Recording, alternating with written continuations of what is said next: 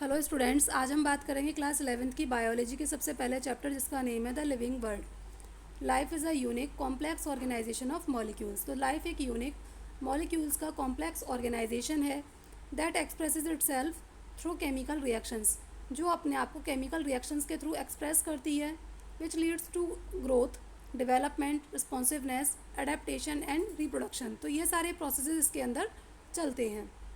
The object exhibiting growth, development, reproduction, respiration, responsiveness and other characteristics of life are designated as living beings। अब कोई ऐसा object जो growth को, development को, reproduction को, respiration को, रेस्पॉन्सिवनेस को और लाइफ के अदर कैरेक्टरिस्टिक्स को एग्जिबिट कर रहा है, उसी को क्या कहेंगे? उसको एक लिविंग ऑर्गेनिज्म की तरह या लिविंग बीइंग की तरह डेजिग्नेट किया जाता है। Next, unique features of living organisms. Living organisms के यूनिक फीचर्स क्या होते हैं कि हम ये कैसे जज करेंगे कि ये लिविंग है? तो सबसे पहला फीचर है इसमें growth. Living organisms grow in mass and number. तो जितने भी लिविंग ऑर्गेनिजम्स होते हैं वो मास और नंबर में ग्रो करते हैं। A multicellular organisms increases its mass by cell division. अब कोई भी एक मल्टी सेलुलर ऑर्गेनिज्म है, वो अपने मास को सेल डिवीज़न के थ्रू इंक्रीज़ करता है।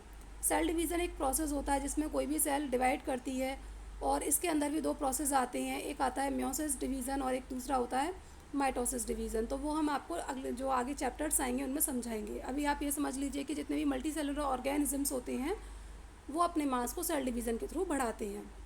ये plants growth continuous through out life in their meristematic area.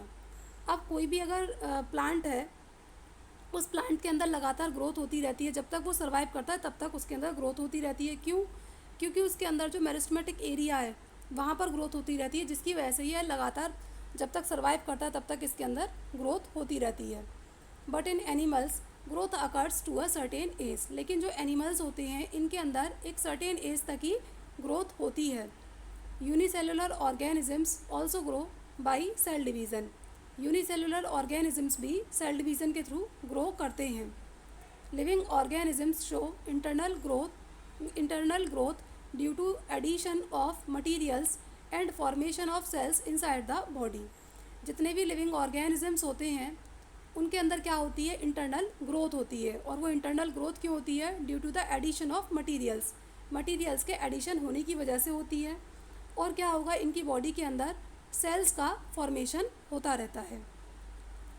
Non living organisms like mountains, boulders, crystals also grow but due to addition of similar materials to their outer surface.